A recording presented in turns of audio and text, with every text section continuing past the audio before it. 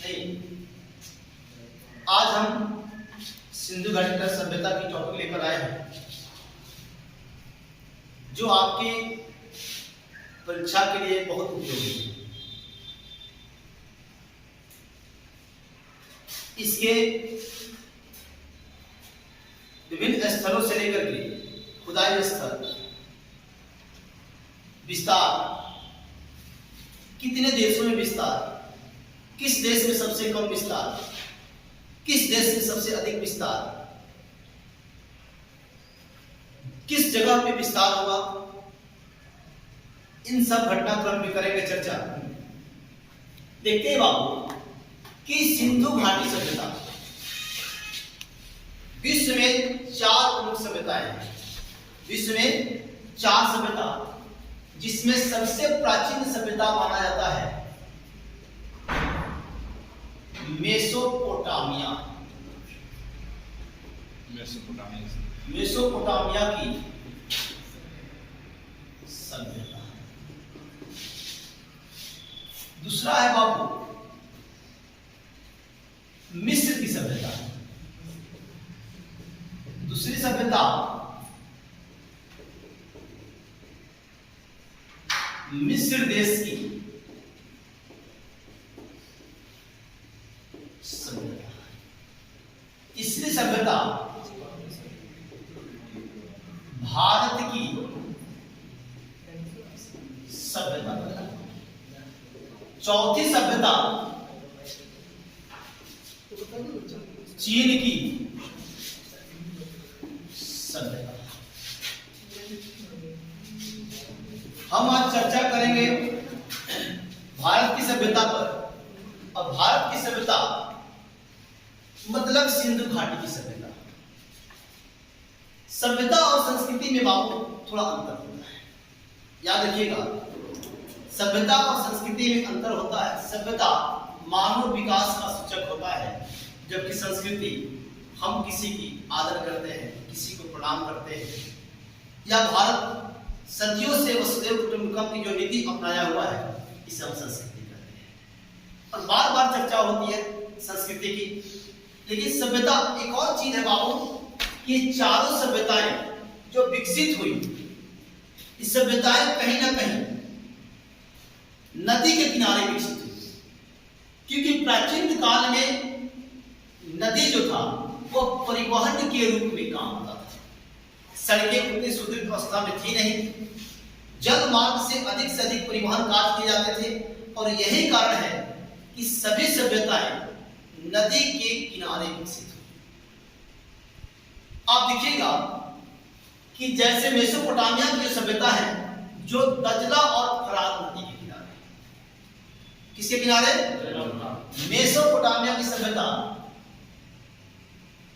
दजला व फरात नदी के किनारे तट। फिर आता है बाबू मिस्र की सभ्यता, जिसे हम नील की सभ्यता के नाम से भी जानते हैं। याद रखिएगा, मिस्र की सभ्यता यह विकसित हुई नील नदी की। मिस्र की सभ्यता, और यही कारण है कि हम इसे नील की सभ्यता के नाम से जानते हैं। अगली सभ्यता है आपकी भारत की सभ्यता, जो सिंधु घाटी सभ्यता के नाम से कहलाती है। यह पुकारा जाता है, देखिएगा, कि भारत की सभ्यता, इसे हम कहते हैं सिंधु घाटी सभ्यता या हड़प्पा सभ्यता या हड़प्पा सभ्यता। अब देखिए बाबू, एक आता है चीन की सभ्यता। चीन की सभ्यता बाबू विकसित हुई वांगहो नदी किनारे। वांगहो नदी किनारे। तो ये रही 4 सभ्यताएं। अब हम चलेंगे भारत की जो सभ्यता है, सिंधु घाटी की सभ्यता है, सिंधु घाटी की ओर। सिंधु घाटी की ओर। और ध्यान देंगे बाबू कि इस पर करेंगे हम विस्तृत चर्चा। सिंधु घाटी पर करेंगे विस्तृत चर्चा। तो विश्व की कितनी सभ्यताएं? 4। सबसे प्राचीन हो गया आपका मेसोपोटामिया। सबसे प्राचीन हो गया आपका मेसोपोटामिया, दूसरा मिस्र, तीसरा भारत और चौथी सभ्यता है चीन की सभ्यता। अब देखिए बाबू, सिंधु घाटी सभ्यता की जो एक काल माना जाता है वह आज इतिहास काल माना जाता है। ध्यान रखिएगा,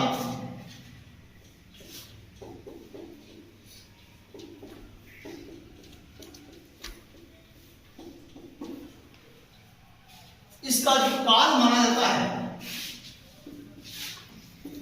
आज ऐतिहासिक काल। आज ऐतिहासिक काल इसलिए कहा जाता है बाबू कि वहां सब कुछ था, लिपि था, लोगों को कुछ और करना होता था तो लिपि के माध्यम से, और लिपि जो थी वह भाव के द्वारा दर्शाई जाती थी। यानी देखिएगा, कहीं आपको ऐसे मिलेगा, कहीं ऐसे मिलेगा, कहीं ऐसे मिलेगा, जो कुछ भी है कहीं आपको ऐसे मिलेगा, उकेरा हुआ मिलेगा। तो ये सब क्या है? भाव है। और यही कहा गया कि वहां की जो लिपि थी वह भाव चित्रात्मक लिपि थी। लिपि कैसी? भाव चित्रात्मक लिपि थी। देखिएगा, लिपि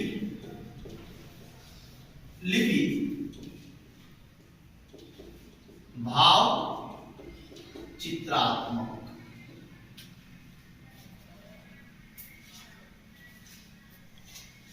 लिपि कैसी बाबू? भाव चित्रात्मक लिपि। एक और चीज देखिएगा, इसे मिटाना पड़ेगा, थोड़ा मिटाएं, पॉज कर दे। लोग भाव के द्वारा अपने बातों को रखते थे, और लिपि जो थी यही कारण है कि क्या कहलाई हो? भाव चित्रात्मक लिपि कहलाई। अब देखिएगा बाबू, ध्यान आपका एक सेकंड भी यहां से नहीं हटे। ध्यान हटे मतलब मामला सटे, याद रखिएगा। यानी ध्यान भटकेगा आप सटक जाइएगा, इसलिए ध्यान भटाए रखिए। देखिए बाबू, एक और चीज यहां निकल कर आता है, क्या ध्यान रखिएगा, जो लिपि थी, देखिएगा बाबू, उस लिपि को ऐसे लिखा जाता था। अब देखिएगा, इसका जो आकार दिखता है, ध्यान रखिए। अब एक और चीज है बाबू, यहां समझिएगा, यहां शुरू होता है कहां से हो? इसका जो फर्स्ट लाइन है, फर्स्ट लाइन शुरू होता है आपका दाएं से, दाएं से। सेकंड लाइन जो खत्म होता है वह कहां होता है जी? बाएं। यानी हम कह सकते हैं कि यह लिपि लिखी जाती थी दाएं से, कोई दिक्कत है? दाएं से बाएं। और ऐसा क्वेश्चन पूछा हुआ है, कई बार पूछा हुआ है। फिर देखिए बाबू, यह दिखने में लगता है सर्प की तरह, यह देखने में लगता है सर्प की तरह, तो इसीलिए कहा गया सर्पिलाकार। क्या कहा गया जी? इसीलिए कहा गया सर्पिलाकार। यानी आकार जो है इसका क्या है जी? सर्पिलाकार। कोई डाउट? आकार क्या है जी? सर्पिलाकार।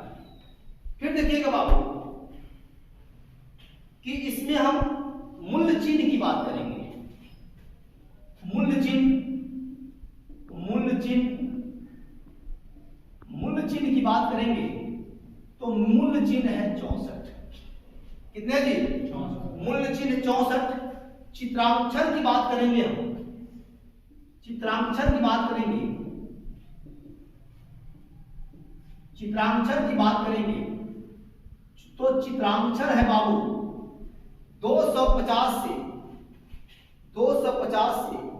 400 तक।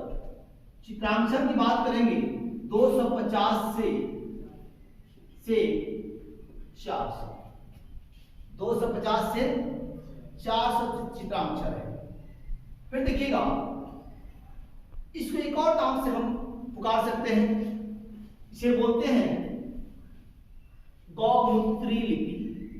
गौमूत्री क्या बोलते हो? गौमूत्री लिपि। गौमूत्री लिपि थोड़ा खराब लगेगा, थोड़ा खराब लगेगा, अजीब लगता होगा, इसलिए इससे सुंदर शब्द का प्रयोग किया गया है। और ध्यान रखिएगा उसे बोलते हैं, उस सुंदर शब्द को हम बोलते हैं विजय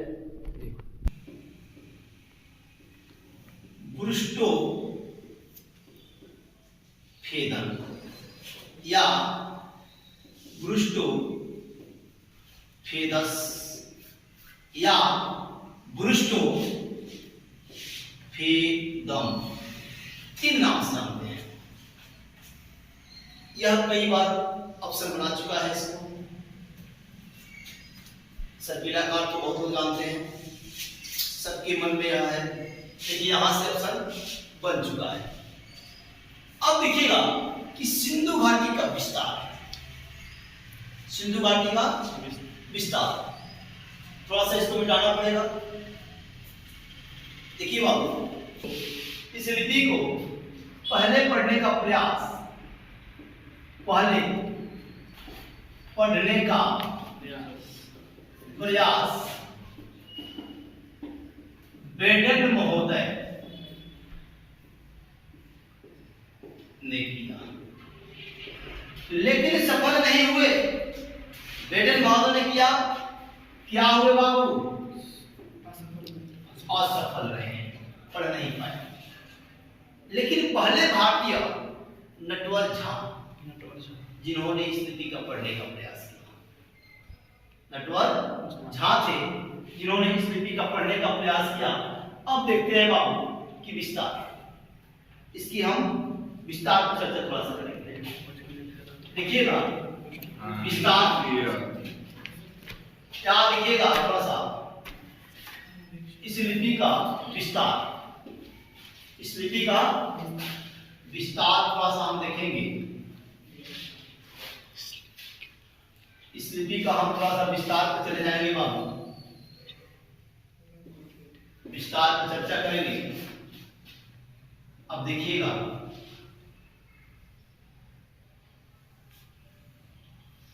यह हो गया आपका भारत, यहां हो जाएगा पाकिस्तान, अफगान, अफगान, भारत, पाकिस्तान और अफगानिस्तान। यहां एक चीज हम देखेंगे कि किस देश में सबसे अधिक विस्तार है, किसमें सबसे कम विस्तार है। देखिएगा कि सबसे कम अगर कहीं विस्तार है तो अफगान में है। मात्र 2 ही ऐसे क्षेत्र मिले हैं जो अफगान में है। सिंधु घाटी सभ्यता के मात्र 2 ऐसे क्षेत्र मिले हैं जो अफगान में है। देखिए बाबू, अफगान में है। अब रही बात कि अफगान के 2 क्षेत्र, अफगान के 2 क्षेत्र, अफगान के 2 क्षेत्र